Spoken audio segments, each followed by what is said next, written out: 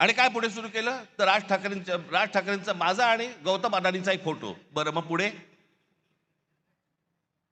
माझ्या घरी गौतम अडाणी येऊन गेला एकदा, माझ्याकडे रतन टाटाही येऊन गेलेत, माझ्याकडे मुकेश अंबानी येऊन गेलेत, माझ्याकडे आनंद महिंद्राही येऊन गेलेत, अनेक उद्योगपती येऊन गेलेत, अनेक फिल्ममधले कलाकार येऊन गेलेत.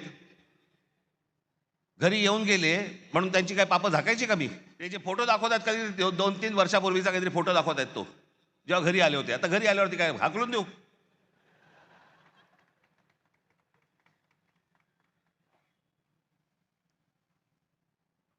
ज्या वेळेला या महाराष्ट्रावरती संकट येईल, ज्या वेळेला या मुंबई ठाणा आमच्या शहरांवरती संकट येईल, राज ठाकरे दोस्ती बिस्ती बघणार नाही कुठे. आणि अडाणीशी दोस्ती करण्याचा माझा विषयच नाही. मी इतका अडाणी नाहीये. हा माणूस कधी सिमेंटमध्ये कधी नव्हता. तो आज माणूस 2 नंबरला सिमेंटमध्ये आलाय. आज देशातला 2 नंबरचा सिमेंटचा व्यापारी तो आहे. एक इथलं विमानतळ, एक पोर्ट सोडून या माणसाचं स्वतःचं काही नव्हतं. फक्त केंद्राचा दबाव, नरेंद्र मोदींचं नाव,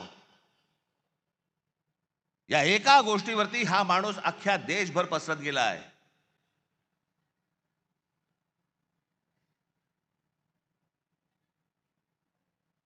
उद्या जर ही पोर्ट बंद झाली, तुमचा व्यापार ठप्प.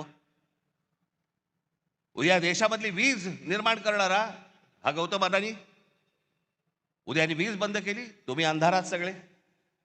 तक्रार कोणाकडे करायची?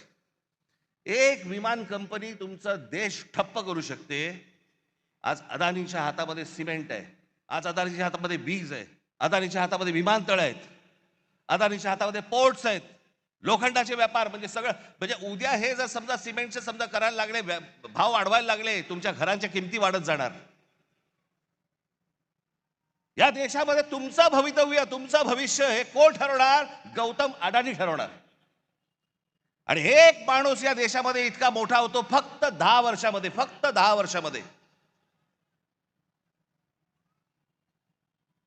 2014 ते 2025 11 वर्षात इतका मोठा झालेला, इतका श्रीमंत झालेला, इतके उद्योग उभारलेला जगात दुसरा माणूस नाही. आणि असा व्यवसाय उभारता येत नाही. अहो, टाटा, बिर्ला, बाकीचे सगळे उद्योगपती यांना 50, 60, 100 वर्ष लागली. मी काय, माझा काय कोणी दुश्मन नाहीये. या देशामध्ये उद्योगपती मोठे व्हावेत, पण सगळे व्हावेत, एकाकडेच नाही.